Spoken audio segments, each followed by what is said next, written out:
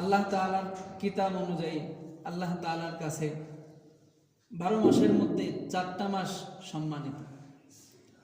সূরা তাওবার 36 নম্বর আয়াত আল্লাহ তাআলা বলেন, ইন্না ইদ্দাতাশ শুহুরি ইনদাল্লাহি 12 শাহরান ফি কিতাবিল্লাহ মিনহা ইয়াওমা খালাকাস সামাওয়াতি ওয়াল আরদ মিনহা আরবাতুন হুরুম।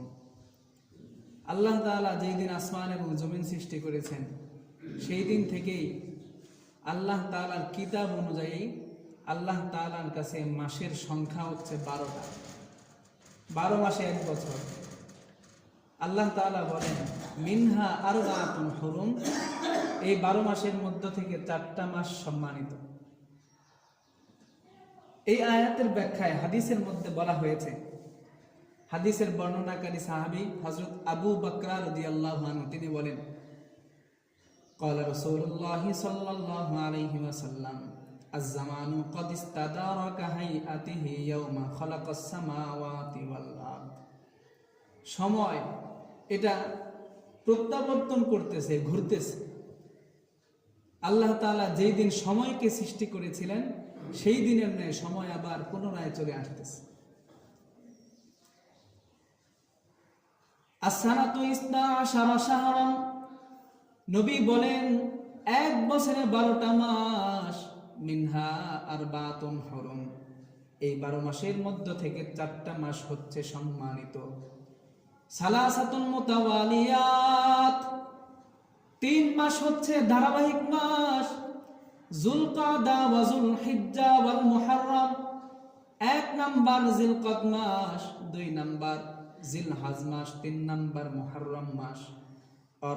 রজব মুদর আল্লাযী বাইনা জুমাদা ওয়া শাবান, আরেকটা মাস হচ্ছে রজব মাস।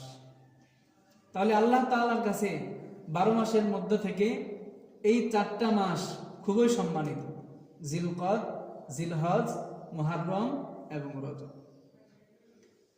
তো সম্মানিত মাস হিসেবে প্রত্যেকটা মাসেরই এক একটা চাওয়া পাওয়া আছে, প্রত্যেকটা মাসেরই করণীয় এবং বর্জনীয় আছে। আল্লাহ চাহে তো আমরা ধারাবাহিকভাবে প্রত্যেক মাসের করণীয় বর্জনীয় শুনব। আজকে আমরা রজব মাসে করণীয় এবং বর্জনীয় সম্পর্কে কিছু আলোকপাত শুনবো ইনশাআল্লাহ। রজব মাস যেমন আল্লাহ তাআলার কাছে সম্মানিত, এর একটা ফজিলত রয়েছে, এর একটা করণীয় আছে, বর্জনীয় আছে। ফজিলত কি? ফজিলত হচ্ছে রজব মাস হচ্ছে বরকতের মাস। রজব মাসে আল্লাহ তাআলার কাছে বরকত চাইতে হয়। আল্লাহ নবী সাল্লাল্লাহু আলাইহি ওয়াসাল্লাম তিনিও রজব মাস আসার সাথে সাথে আল্লাহ তাআলার কাছে বরকত চাইতেন। হযরত আনাস ইবনে মালিক রাদিয়াল্লাহু তাআলা আনহু থেকে বর্ণিত, তিনি বলেন আল্লাহ রাসূল সাল্লাল্লাহু আলাইহি ওয়াসাল্লাম বলেছেন, ইদা দাখালা রাজাবুন, যখন রমজান মাস প্রবেশ করত, কানা রাসূলুল্লাহ সাল্লাল্লাহু আলাইহি ওয়াসাল্লাম ইদা দাখালা রাজাবুন ক্বালা আল্লাহুম্মা বারিক লানা ফি রাজাবিন ওয়া শাবান ওয়া বাল্লিগনা ফি রমাদান।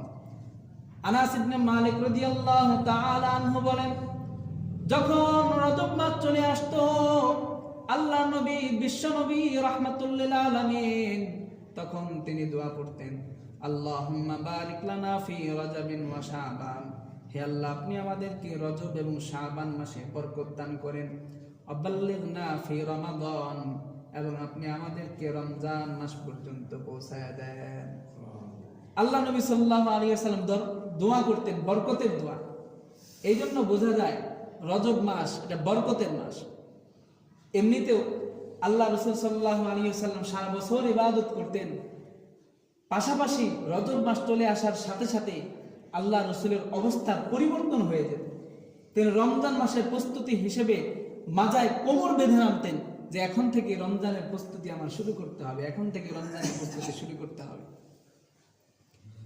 এই জন্য আল্লাহ নবী সাল্লাল্লাহু আলাইহি ওয়াসাল্লাম দোয়া করতেন রজব মাসের দোয়া, আল্লাহুম্মা বারিক লানা ফি রাজাবিন ওয়া শাবান ওয়া বাল্লিগনা ফি রমাদান, আল্লাহ আমাদেরকে রজব মাসে এবং শাবান মাসে আপনি আমাদেরকে বরকত দান করেন এবং আপনি আমাদেরকে শাবান মাসে পৌঁছে দেন।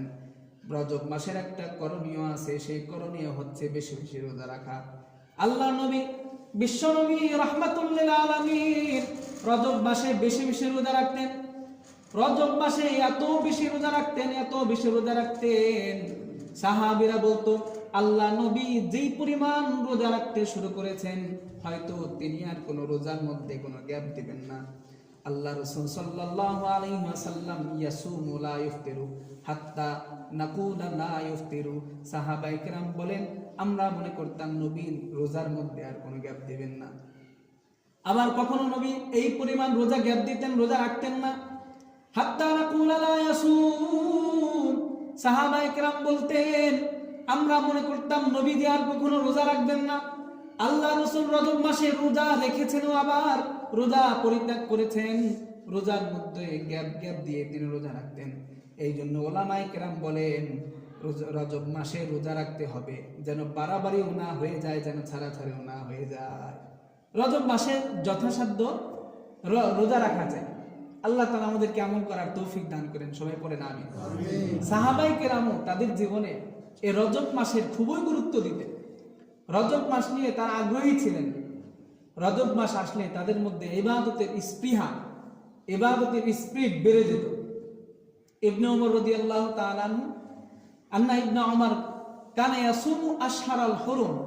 ইবনে ওমর রাদিয়াল্লাহু তাআলা সম্মানিত মাস তথা জিলকাদ, জিলহজ, মুহররম এবং রজব মাসে তিনি বেশি বেশি রোজা রাখতেন। এই জন্য আল্লাহ তাআলা যেন আমাদেরকে এই জিলহজ মাসে বেশি বেশি রোজা রাখার তৌফিক, রজব মাসে বেশি বেশি রোজা রাখার তৌফিক দান করেন, সবাই বলেন আমিন। এই রজব মাস আসলে এলাকার মধ্যে বিভিন্ন ধরনের রেওয়াজ রসুমাত দেখা দেয়। এই জন্য রজব মাস হিসেবে কিছু বর্জনীয় আমাদের জন্য রয়ে গেছে। বর্জনীয় বিষয় কি?